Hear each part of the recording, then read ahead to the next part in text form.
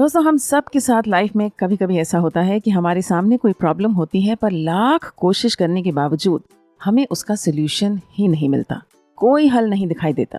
Problem छोटी सी होती है तो हम फिर भी उसे इग्नोर कर देते हैं, पर जब प्रॉब्लम बड़ी होती है और उसके सुलझे बिना काम नहीं चलता तो मुश्किल हो जाती है। दिमाग हर वक्त उसी में लगा रहता है और मन हताश होने लगता है। ऐसे में कुछ बातों का ध्यान रखना ज़रूरी है।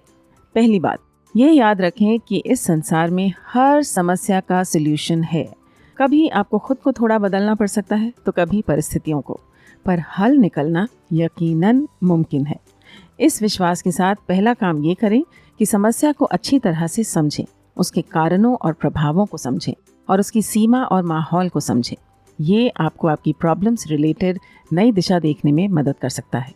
जितने पॉसिबल हल आपके दिमाग में आते हैं, चाहे आपके मन में वो बहुत आसान लग रहे हों, चाहे कठिन से कठिन ही क्यों ना हो, उन्हें एक जगह लिखें और हर एक के आगे उसके प्रोज एंड कॉन्स लिखें, अर्थात उनके फ़ायदे और नुकसान। इससे आपको मदद मिलेगी ये तय करने में कि कौन कौन से हल डुएबल हैं, किए जाने योग्य हैं। हो सकता है कोई भी ऐसा ना हो जिसे लागू किया जा सके। ऐसे में हम आते हैं दूसरी बात पर। समस्या के समाधान के लिए वैकल्पिक हलों की खोज करें। Look for alternate solutions for your problem, जिससे शायद हो सकता है प्रॉब्लम 80% सॉल्व हो जाए, 100% ना सही। आजकल तो इंटरनेट का ज़माना है, लाइब्रेरीज की खाक नहीं छाननी पड़ती, इसलिए इंटरनेट पर खोजें, एक्सपर्ट से बात करें या उनके इंटरव्यूज़ देखें। आपकी प्रॉब्लम से संबंधित संगठनों यानी ऑर्गेनाइजेशंस के साथ संपर्क करें।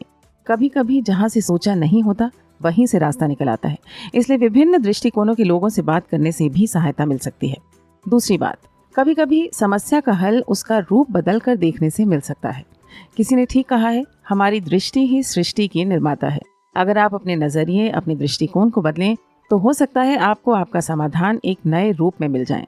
आप सिर्फ उसको पहचान नहीं पा रहे थे पहले। इसके लिए आप अपनी सोच, अपनी रिलेशनशिप्स, अपनी दिनचर्या का परीक्षण करें और इन सब को अपनी समस्या के संदर्भ में देखें। पता है, कभी कभी थोड़ी सी एडजस्टमेंट कमाल कर जाती है, और अगर एडजस्टमेंट बड़ी हो तब आपको सभी चीज़ों को मन की तराजू में रखकर तौल कर देखना होगा कि क्या ज़्यादा ज़रूरी है। तीसरी बात, प्रॉब्लम बड़ी है तो उसे स्टेप बाय स्टेप सॉल्व करना होगा। कई बार कई छोटी छोटी टेक्निकलिटीज़ भी होती हैं जो हमें ओवरवेल्म कर सकती हैं, तो ज़रूरत हो तो किसी सही मेंटोर की तलाश करें। उनका अनुभव और विशेषज्ञता आपको समस्या के नए हल की ओर प्रेरित कर सकता है। चौथी बात, कई बार हम अपनी प्रॉब्लम में इतने ज़्यादा उलझे होते हैं कि सोल्यूशन सामने होते हुए भी नहीं दिखता। इसलिए जब माइंड क्लॉग यानी बंद हो जाए तो खुद को एक थर्ड पर्सन बनाकर प्रॉब्लम को नए सिरे से देखिए। कभी कभी एक बर्ड्स आई व्यू लेने से मदद मिल सकती है। बर्ड्स आई व्यू का अर्थ हम अंत में बताते हैं। अगली बात जो बहुत ज़रूरी है वो ये कि आप धैर्य रखें, बी पेशेंट। किसी भी बड़ी समस्या का हल ढूंढना समय ले सकता है और इसमें कई प्रयास लग सकते हैं। आप कई बार फेल हो सकते हैं, तो ये ज़रूरी है कि आप उसे उचित समय दें, परिश्रम में कंजूसी ना करें और जितना हो सके खुद को मोटिवेटेड रखें।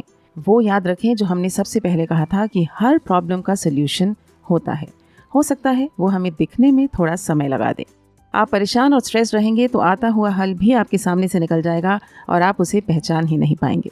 और यदि ऐसा हो कि आपकी कोशिशों के बावजूद आपको समाधान नहीं मिल रहा, तो अपने दिमाग को सक्रिय रखें और समस्या के संदर्भ में जागरूक रहने की कोशिश करें, जिससे आपको समाधान के लिए तत्पर रहने में मदद मिल सके।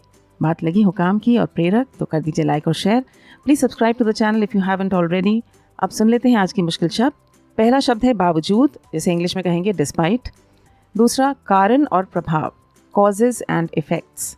तीसरा, सीमा और माहौल, boundaries and environment.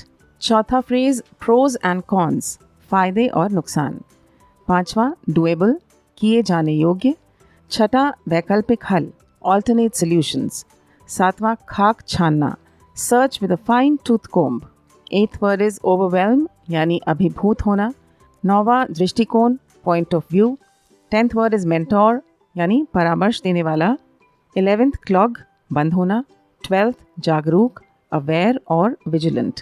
And 13th is birds eye view, यानी विहंगम दृश्य। बेसिकली प्रॉब्लम को प्रॉब्लम से परे हटकर देखना। जैसा दृश्य एक पक्षी को आकाश से दिखता है, कुछ उस तरह से। बताइए कितने आपको पहले से आते थे और कितने नए शब्द सीखे। हम आपसे मिलते हैं कल। Be positive, keep learning, bye bye, take care.